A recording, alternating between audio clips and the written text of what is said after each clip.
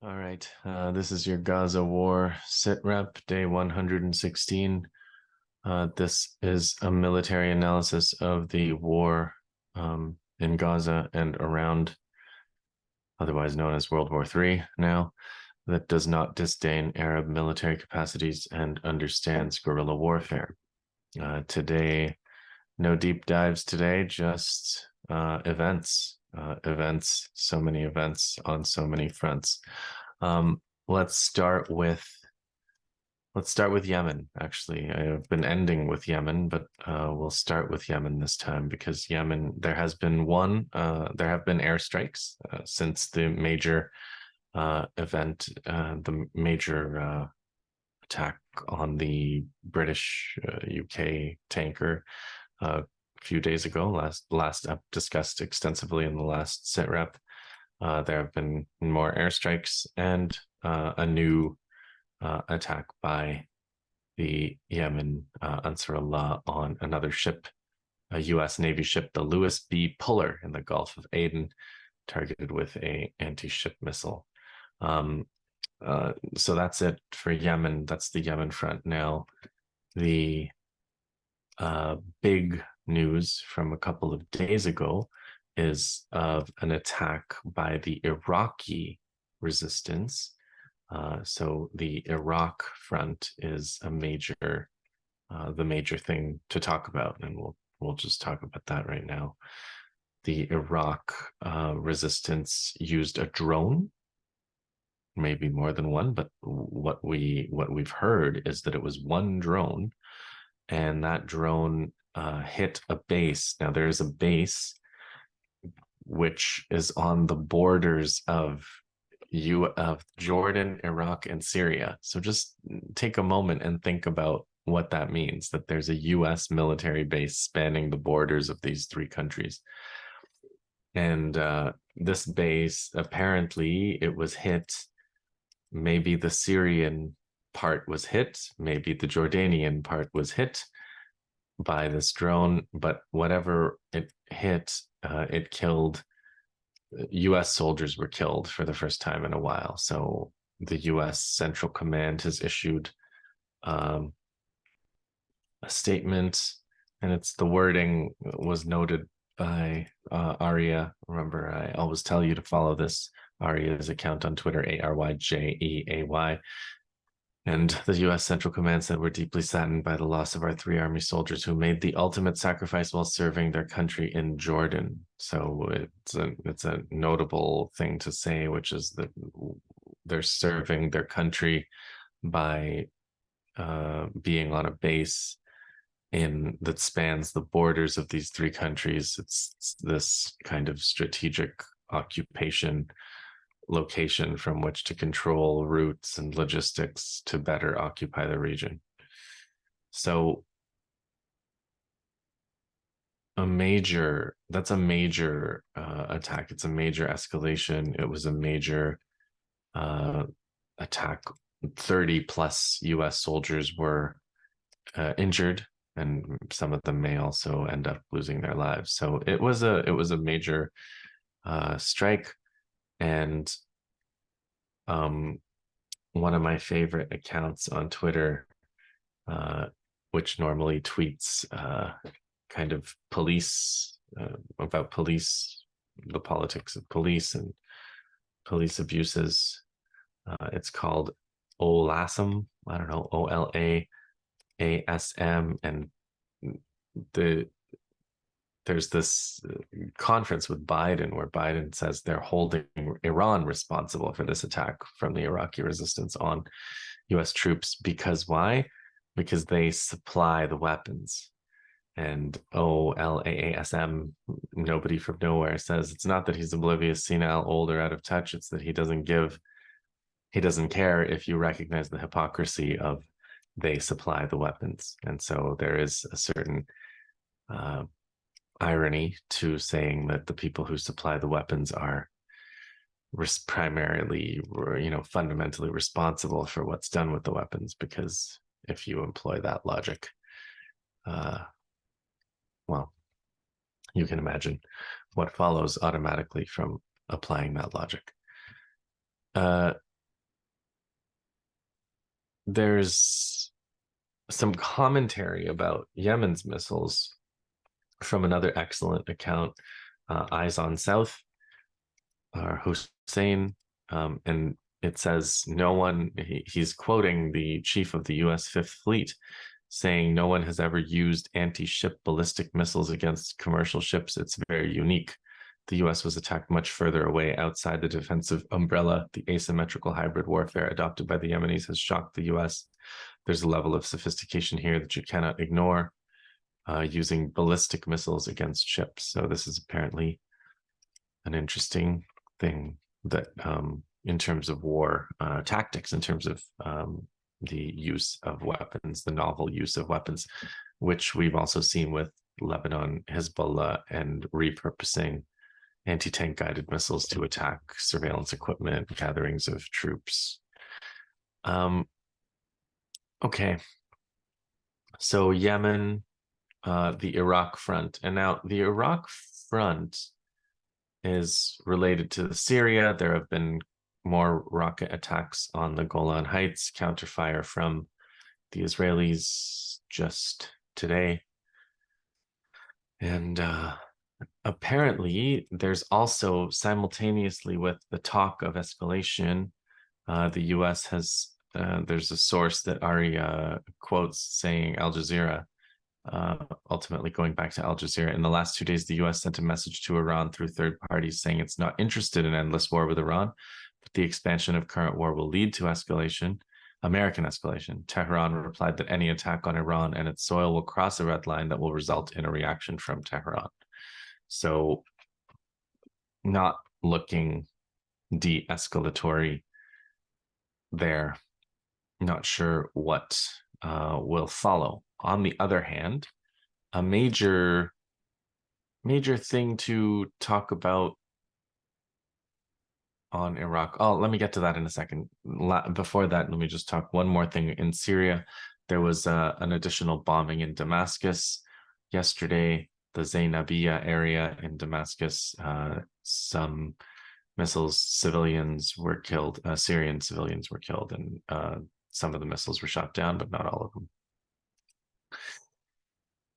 Okay, so let me now talk about the, yes, let me just say this about the missiles, just about the Iraq front. You've probably seen something like this, where all of the US bases are in the Middle East. There's, of course, the fleets, Red Sea and Eastern Mediterranean, 4,500 and 12,500. There's 3,500 in Jordan, 2,500 in Saudi Arabia, big bases in Kuwait, Qatar, Bahrain, and the UAE. And then there's this whole system here, Syria, Iraq, 2,000 in Iraq, unwanted.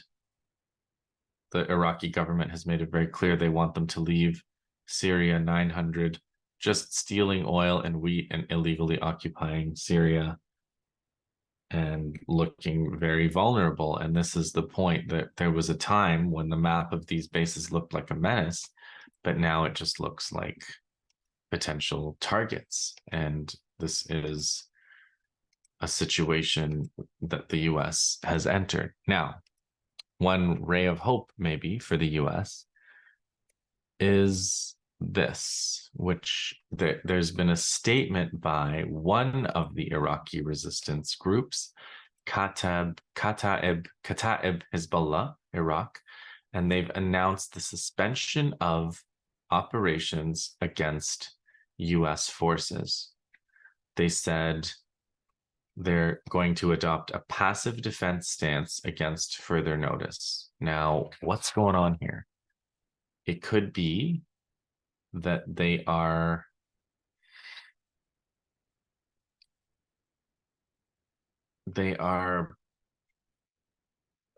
there's just too many possibilities for what could be going on here. There was an American delegation to Baghdad. They're putting pressure on the Iraqi government, financial levers, many sanctions levers the US continues to have on Iraq. maybe getting ready to bomb, and Kataib Hezbollah wanted to take pressure off of the Iraqi government. Maybe there's this negotiation. Remember, a couple of days ago, I mentioned in the sit rep that the US has dropped its precondition that the resistance stop attacking as a prerequisite to the Americans leaving. Maybe this is part of the negotiation. Maybe there's something to do, some linkage here with the Americans promising to talk about maybe sometime leaving. This could have it would be hard to imagine that it would have nothing to do with that. Other resistance groups have said they're going to continue attacking the Americans. The Iraqi government is aligned with the resistance, so it's hard to say. We'll see what happens with this pause. We'll see what happens in Iraq. We'll continue to watch the Iraq front.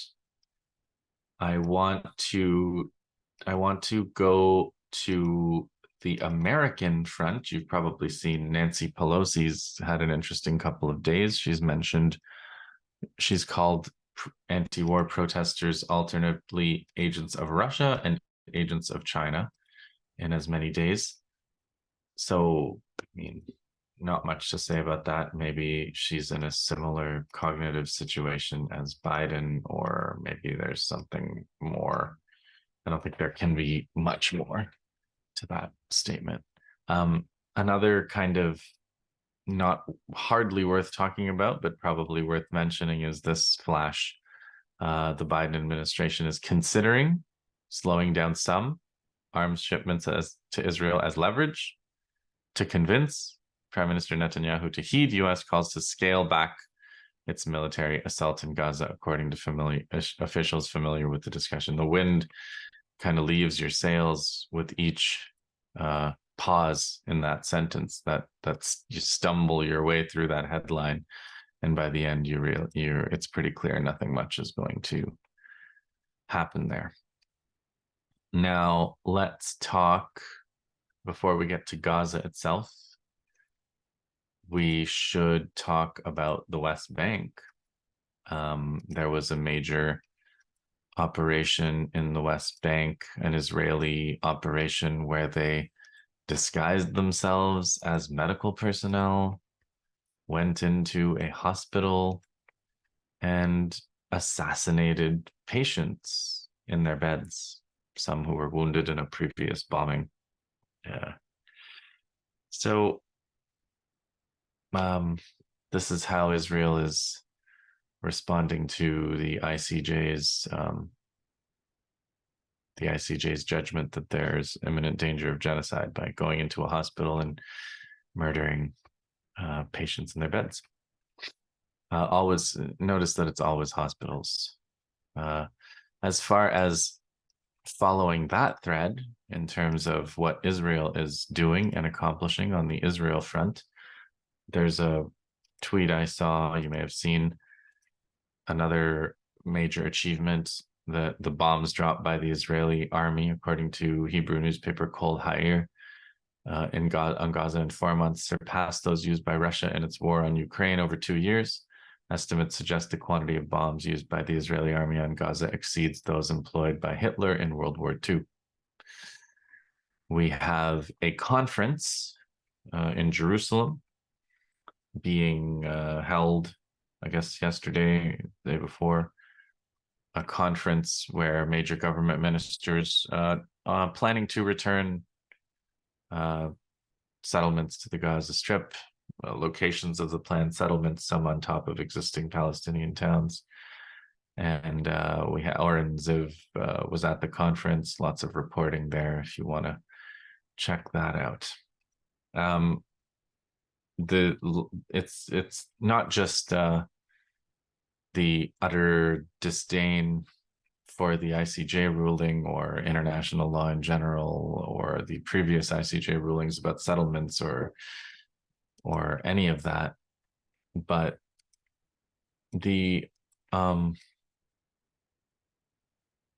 it's brazen. It's very brazen, and the contempt for their own hostages who continue to be in in Gaza. They've lost all. This conference does not. This conference just blows off the whole hostage situation entirely. One comment that on the Israeli Telegram, the Israeli Army Telegram channel about the assassination is translated here.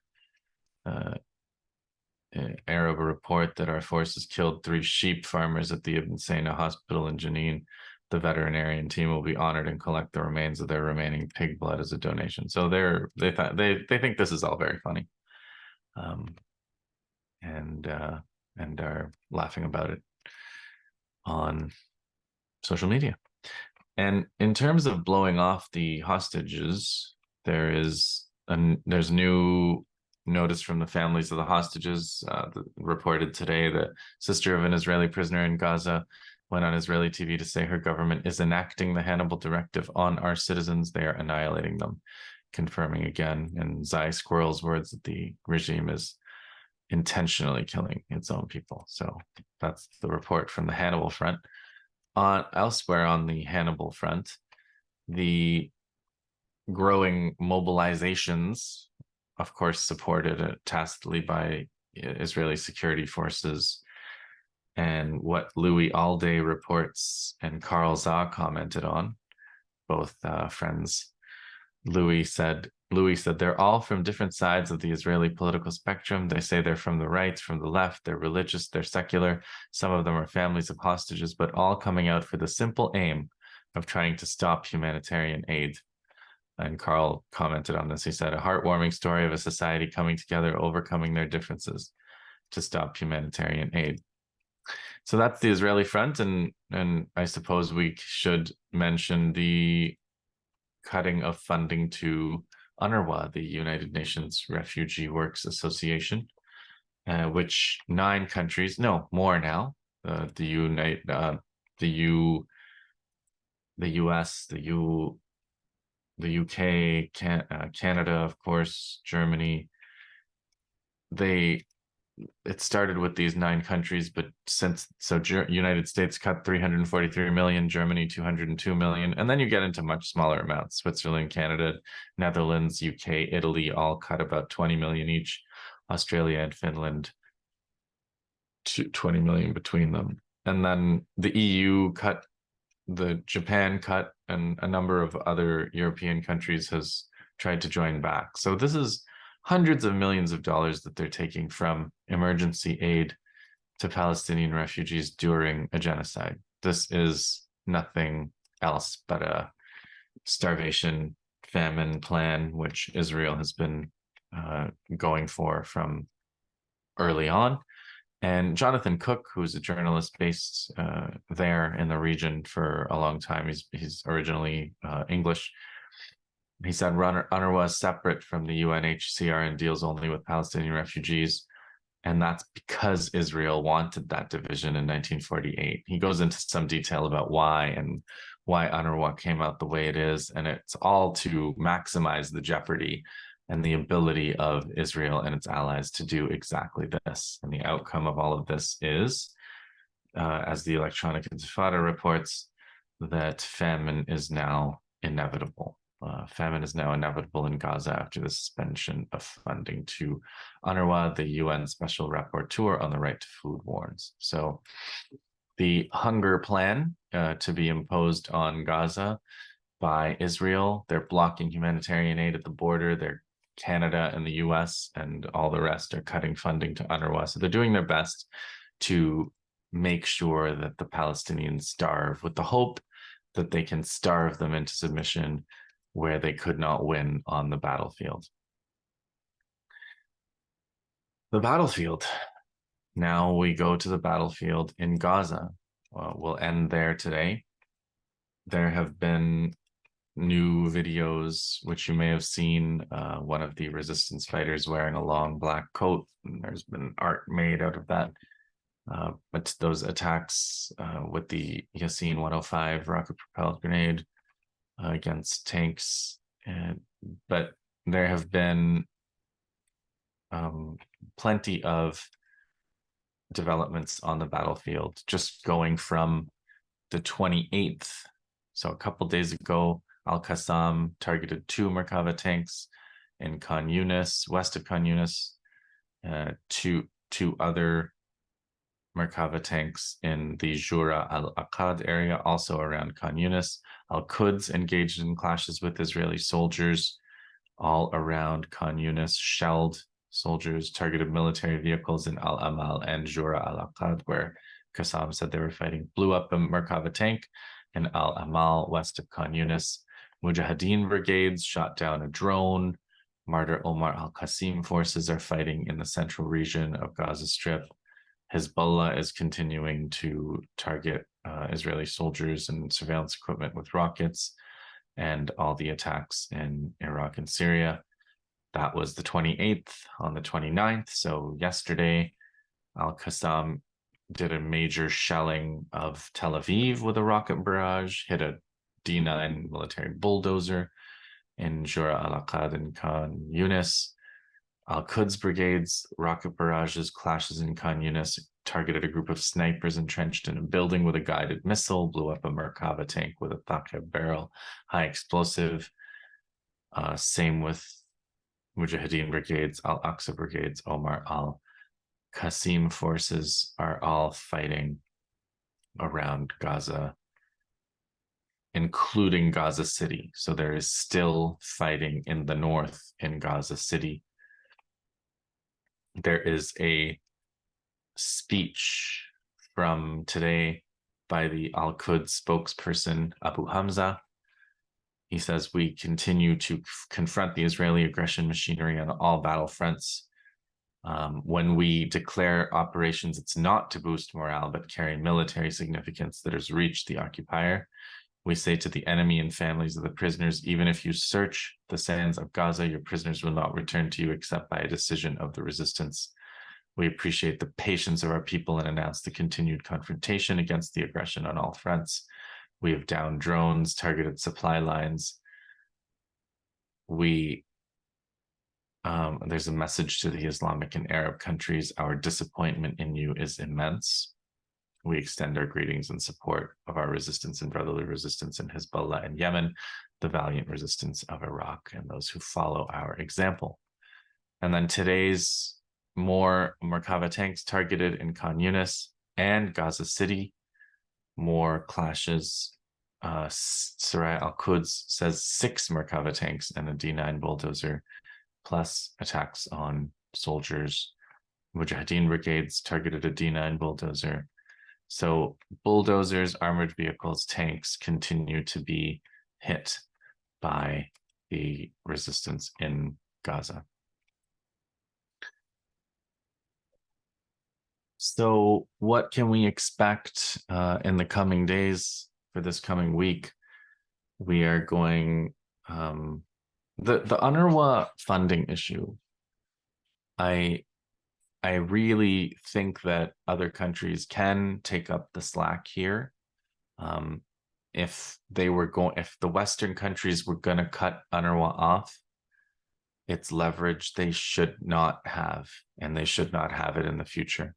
So aid to Palestinians emergency aid for Palestinians has to go through other channels.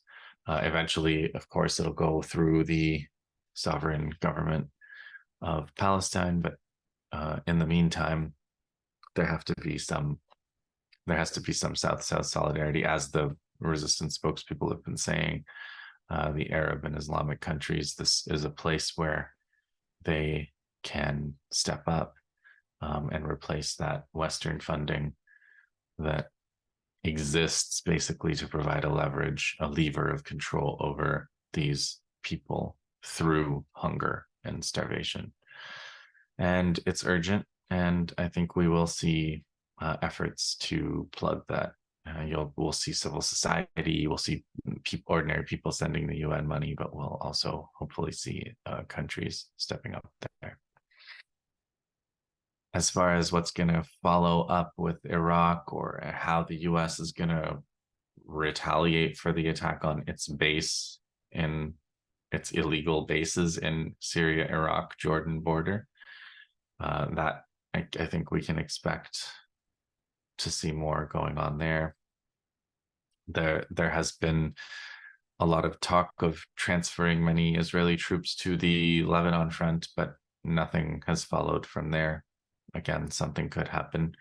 I don't think it will be advantageous for Israel if that does happen, but they may do it anyway. This is not all of the calculations that have happened here have not been militarily rational in the sense that there was a good military outcome that could be predicted, but there is a kind of rationality that can be discerned here, which is that they understand this to be a battle in which they pull out all the stops, and they understand it to be a battle of racial nature, right? Their racial superiority and reestablishing that. And so that's why when we started this sit rep tonight, we said there's no end in sight. And that's where we unfortunately have to stop tonight. We'll talk more. I've been doing some analysis of maps. I've been doing some analysis of this concept of buffer zones. I think we'll bring John Elmer back for that, and some other historical dives that we'll do in the future. In the meantime, I'll stop there, and I'll see you all again soon. Please like, subscribe, follow, comment if you have interesting stuff to say. I know lots of you do, and I do read a lot of the comments, and I think they do give me ideas and a sense of what to cover and what you guys are thinking. So I do appreciate all of that. And I'll stop there.